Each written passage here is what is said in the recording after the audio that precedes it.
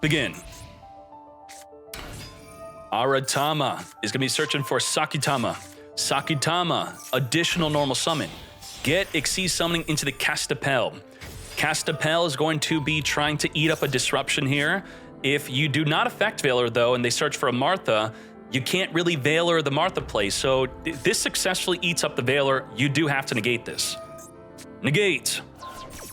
Very good. Good job. Now, if you had Ash Blossom, should you Ash the Castapel? I would say hell no. Because if you Ash the Castapel and they already have a Martha, they then follow up Martha and you lose. But the Veiler or Imperm, you pretty much have to use it. And what now? Wow, 0 disruption besides a single Ash Blossom in the hand. Nicely done. Let's get to it. Tatsunogo is going to special summon itself onto the field, try to pop itself to then send multiple cards in the deck to the grave. Ash Blossom negating all of that. You will not be filling up your graveyard with mementos. Memento is all about getting 5 different mementos within your hand or in the graveyard to summon your boss monster. And then with your boss monster plus the Cranium Burst, you're going to have 5 monster negates. It's like an Apollo USA. We get grabbing off the top of our deck, a reinforcement in the army, setting up with the Dark Blade, which is full combo. This is it. But part of the full combo is using the Tatsu. We're going to summon from the deck the Anguish. Anguish is going to be searching for the Memento Horned. And we're going to use the Bone Party, popping from the hand to summon for the deck of Goblin. Goblin is going to be popping itself to send 2 cards from the deck to the grave. We're also going to be summoning our Horned Dragon. We're going to use the Anguish to pop a monster on the field to reborn from the graveyard the Mace. Mace is going to pop itself searching for the Memento Fusion. Memento Fusion could use the graveyard to fuse into our Twin Dragon, which will search for a Memento monster on summon. Come forth, come to me. We're going to pop the Anguish to grab a Combined Creation and a Dark Blade. We're going to use the Fusion spell in the graveyard to banish, to pop a card in the field to grab the Memento Field spell, triggering the Twin Dragon to reborn a monster from the grave after being popped. Gaddock on summon, recycle the Fusion back to our hand to be used during the opponent's turn as a quick play. As we now use this into a Chaos Angel Synchro Shokan on summon, banishing the Castapel. It is just with Dark Monsters, so we don't have that Light Monster protection. Return 5 cards from the grave or hand back in the deck to summon our Combined Creation, which is 8,500 damage, just like that. Not lethal because of gained life? Wait, oh, Pot of P! Pot of P halved our damage. So we're going to evenly match at the end of the battle phase. Is this a good idea to evenly match on the opponent's turn? Well, if you play 2 evenly, sure, because now when they set up the trap, you can then evenly them again. Combined Creation, since you activated a card effect, we could special summon a Memento from the hand or from the grave. And what disruptions do we have here? The Cranium Burst is going to be able to negate 5 times. If you activate anything, the Combined Creation could reborn from the graveyard the Anguish. Anguish could then add the Mace, which could take control of one of the opponent's monsters, so that's 6 disruptions. And we could also fuse with the Memento Fusion into possibly another disruption, so 6 to 7 disruption, but we have that evenly match. At the end of the battle phase, wipe up everything but the Combined Creation, which will now be summoning that Anguish into the Mace into take control of your monster. Now we're just waiting. Now, a board breaker is only good if you follow up the board breaker with an actual play, which we did not have, unfortunately. And, well, we did have something in the hand that was pretty good. It was the Retaliating Sea. When your opponent activates a spell card that includes the effect of special summon, aka the Bone Party, the Memento Fusion, you get to special summon this, but we drew it too late. And then while this card's face up on the field, any card sent to the grave is banished instead. Thus, the Memento Creation cannot summon itself if all your cards are getting banished instead. This was a really good card to play against Purely. Maxi at the start of the draw phase. Exosister, despite it being pretty much a control deck, does quite a bit of special summoning. Thus, we're ending just like that with double Imperm. Can we play through double Impermanence? Well, the Bone Party could play through 1 Impermanence. You could also chain Memento Fusion through the other Impermanence. Imperm the Martha so that when we move a card from our graveyard, she's not going to trigger, but then we still have Elise. Elise will trigger off of you moving a card from either graveyard. We're going to discard to get pop and Imperm onto that Dark Blade. We don't have to chain the Bone Party here. Now, here's the problem. The idea of Darkblade, it has two effects. One, on summon, you could discard to pop a back row, which it feels too good to not do if there's a back row. But there's a problem with doing that. The problem is, if you discard to pop a back row and it's an impermanence and you had a Bone Party, you now can't chain Bone Party to your open game state effect, the Spell Speed 1 effect that says destroy a memento you control to special summon a memento from the deck. So sometimes it may seem counterintuitive to do this. You don't use the on-summon effect. You use the during the main phase effect to pop. They use the imperm naturally, which they were going to do anyway if you discard to pop it. And then you chain Bone Party to dodge the disruption. So we are going to battle phase instead. Wipe out the Elise, so it's not going to be triggering off of any graveyard nonsense. Special summon the Anguish from the deck here. Anguish will be triggering. Imperm again, the second impermanence. It got us. That is definitely unfortunate. We're now going to Memento Fusion. Fuse with the graveyard summoning our Twin Dragon. Looks like we are still cooking. So Twin Dragon on summon will pop a monster to search for our Tatsu and our Horned Dragon here. The Horned Dragon, if we have 3 mementos with different names in the graveyard, we could special summon it, which we do definitely have. The Tatsu sending 3 cards from the deck to the graveyard. Gaddock's going to Reborn. Memento Fusion will be searching for the field spell, taking out the Twin Dragon, which will trigger to Reborn the Anguish. Now we got that field spell, special summoning the Horned Dragon as we make our Chaos Angel. This was not made with the light monster, so we don't have that protection. Banishing the Martha off the field. Anguish is going to be reborning the Mace. Mace will be searching our deck for a card as the field spell also triggers to reborn a Goblin.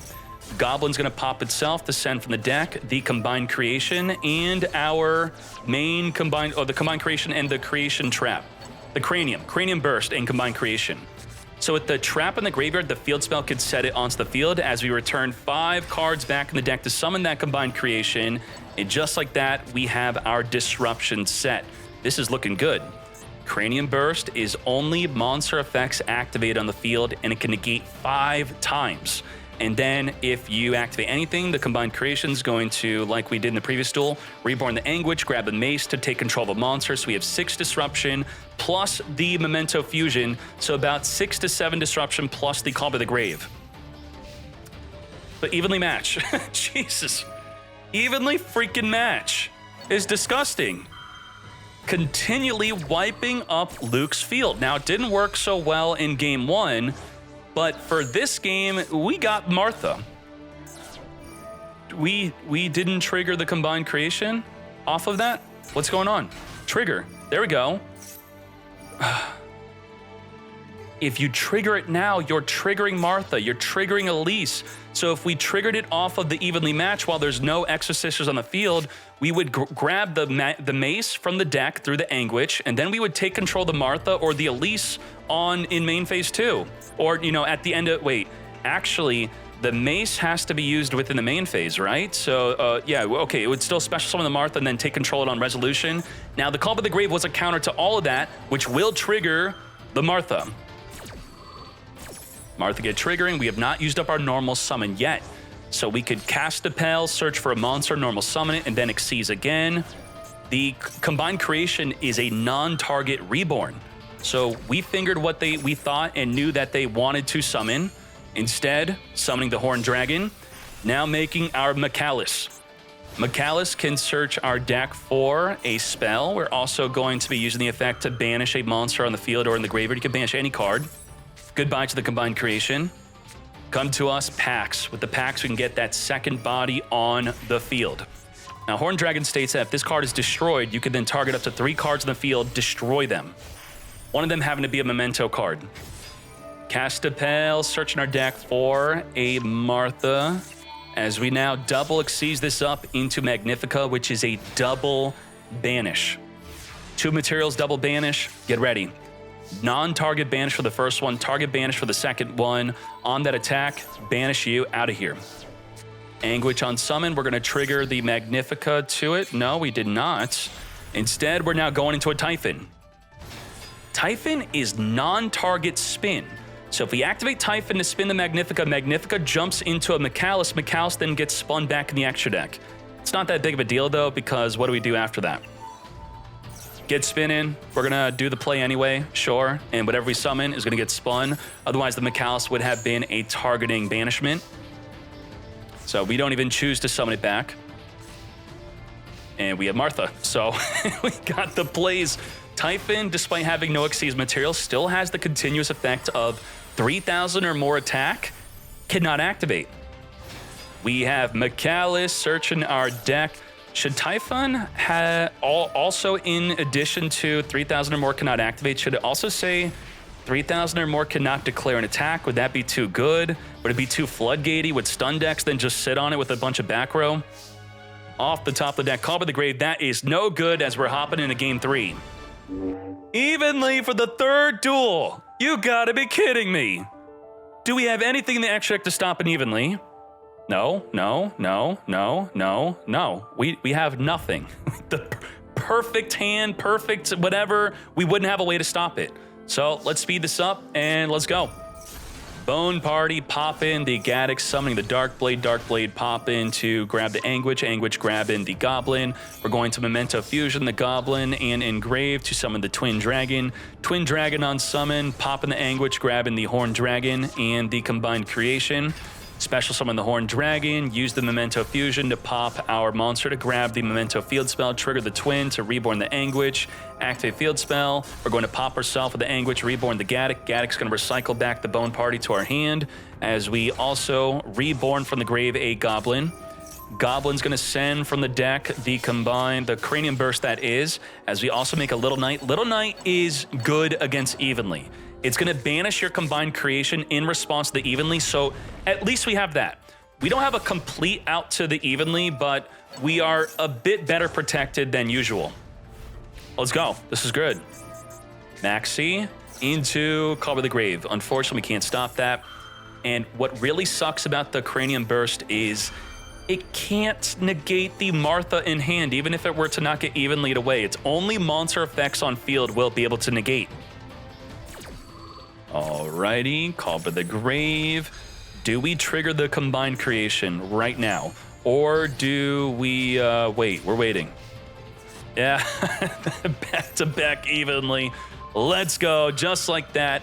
Little Knight banishing the Combined Creation until the end phase. But we now lose our, we keep our Cranium Burst up. That is something. We could likely just banish it before the the Combined Creation comes back in the end phase, which we definitely want to do because otherwise it has 5 negates on it. Focus. McAllis, let's speed this up. McAllis searching our deck. We're also going to be banishing the Anguish to trigger the Martha. Okay. So we don't immediately have an out to the Cranium Burst as we took out the Anguish instead. As we now make a Castapel. Castapel, detach, searching our deck for the Martha. Let's Xyz this up into... Why don't you have an animation, by the way? Magnifica, detach, banish the Cranium Burst, and just like that, it's now back. Now, the Combined Creation does have an ability of while you control no other monsters, this can attack all monsters your opponent controls once each. But there's only one Magnifica. And with this current field, how much disruption do you think this is? This is 1 banish, 2 banish, 3 banish, 4 banishes. Banish 4 freaking times is what this field is. Imperm would be good if we had an open field. We're going to Magnifica, non-target banish, Little Knight, banish Magnifica. Magnifica's going to jump off, perform an Xyz summon into McAllis. Oh boy, we are super screwed. Wait, we're banishing our Combined Creation and Little Knight. Little Knight's now going to be stuck on the field and get banished by the Magnifica. So goodbye Combined. Goodbye to Little Knight, doing nothing. You're also banished. Little Knight's not coming back. Combined Creation's not coming back. Nothing's coming back. Just like that, completely thwarted.